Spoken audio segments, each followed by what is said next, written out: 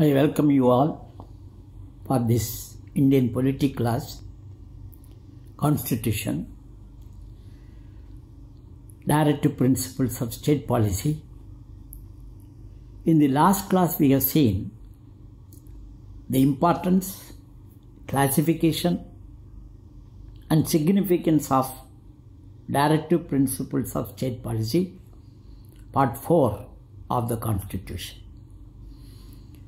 We have also seen the views of various constitutional experts on directive principles. Today, we will see the other side of the directive principles. That is, what are the criticisms against directive principles? That we will see. The main attack on directive principles is that they are not legally enforceable. That is the main allegation. One criticism is that these are the pious wishes and superfluous in nature. K.T. Shah. Another criticism is that the directive principles are nothing but a post-dated check. Number one, post-dated check drawn on unknown banker. Number two, to be payable at the convenience of the bank. See, three things. It is a post-dated check. When these directive principles will be implemented, nobody knows. Drawn an unknown banker. Who will give this? BJP, Congress, DMK, ADMK, BSP, nobody knows. To be payable at the convenience of the banker. When it will be done? If they feel convenient. Because there is no binding force. This is also Mr. K.T. Shah. It is nothing but a pious wishes of an old man. Another criticism. Then it is nothing but a New Year resolution to be broken on the 2nd January. Everybody, we also, many people, many of us, some people gave up smoking. So one fellow said, I gave up smoking many times. Because it is every day you will think that I will not smoke tomorrow. Next day you will think that tomorrow will never come. So this is another criticism. And it is a veritable dustbin of sentiments. No less a person than T.T. Krishnamacharya Saab. And pious wishes of a old man, Ivor Jennings. Another criticism, one more, is that these directives have not been arranged logically, not based on any rational philosophy. Most important directives have been clubbed with less important. And it is a combination of orthodoxy and conservatism plus scientific and national. In other words, there is not cogently arranged. Another attack is, it is underlying policies are based on the 19th century norms, unfit for 21st century. The Ivor Jennings, very strong criticism. Because the underlying philosophy is fit for only 19th century, not for 21st century. Remember, this is also one criticism.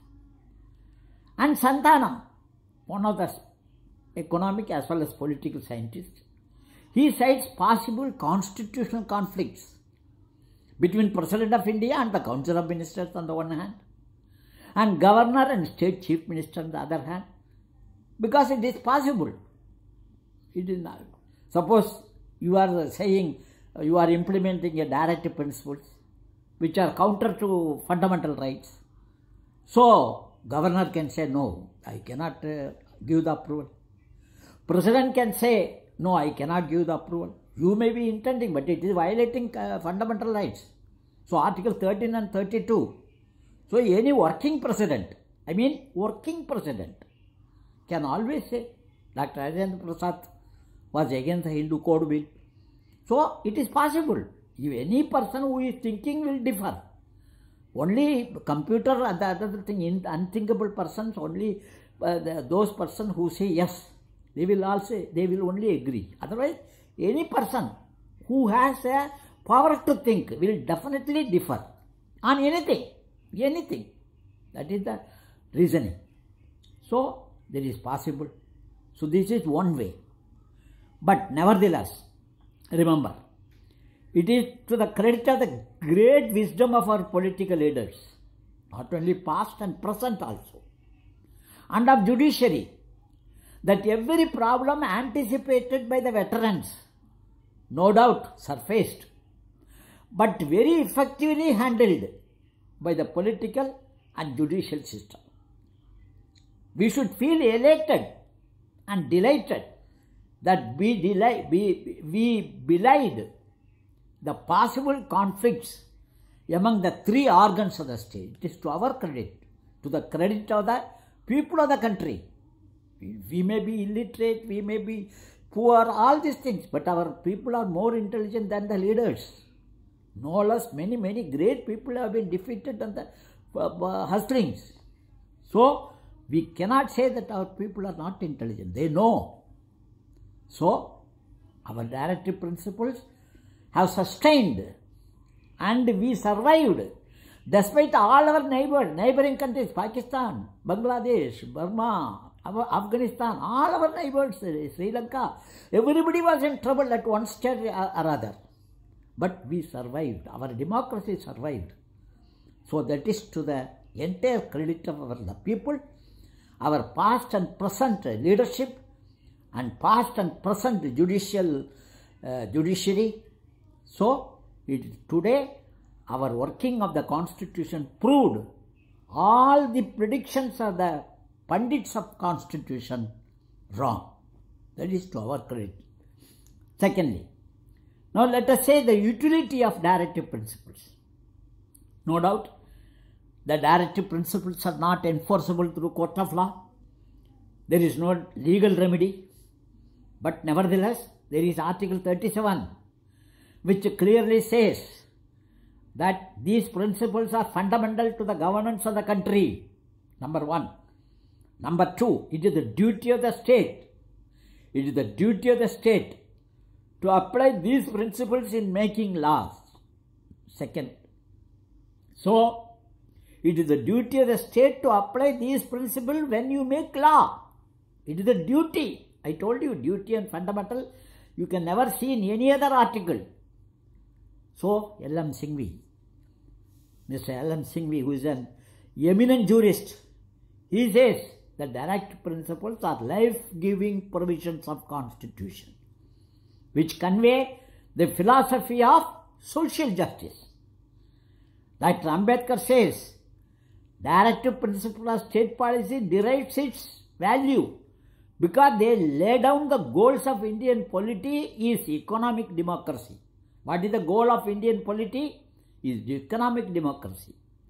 And most famous eminent jurist and former Attorney General M.C. Setalvad says, thus these directives are like instrument of instructions or recommendations addressed to the state.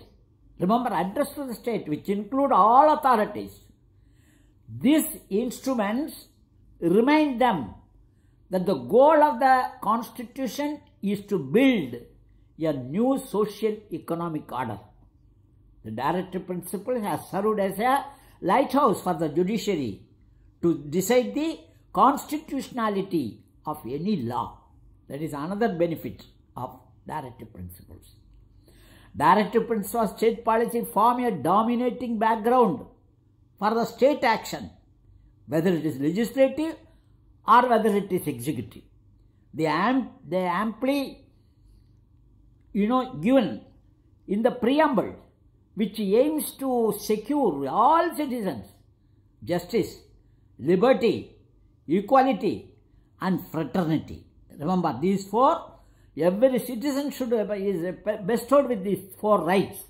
It is equality in justice, liberty and fraternity. In short, directive principles of state policy serve 6 or 7 important factors. Kindly remember. Number 1, it is a common political manifesto. I have first class I told you it is a common minimum program. So it is a common political manifesto. It serves as a guide, friend, philosopher to every ruling party and remind them to recognize these principles in the governance. Number 1. Number 2, it is a test for the performance of the government, and the people can examine the political background and policies of the government of the day in the light of directive principles. Second. Number 3, directive principles serve as a tool in the hands of opposition to control and influence the government policies. The opposition parties can always say, these are all the directive principles. How many directive principles you have implemented this in your tenure? They can easily ask. And the government is accountable to the people. And as Ambedkar said, if they ignore the directive principles, the people will take care of them at the time of election. That is what Ambedkar said. The implementation of directive principles creates a healthy, congenial atmosphere for effective enjoyment of fundamental rights.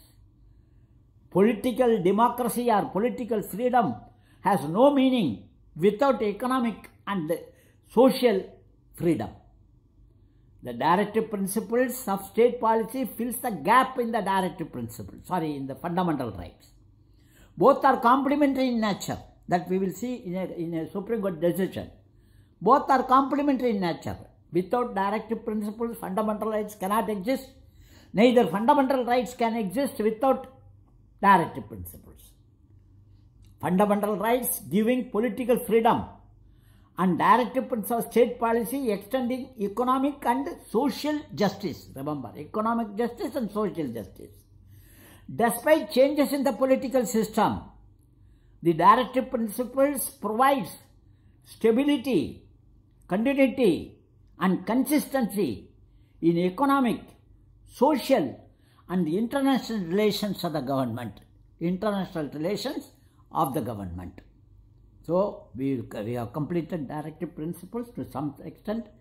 In the next class, we will see the difference between directive principles and fundamental rights and the theory of harmonious relations between directive principles and fundamental rights. Thank you.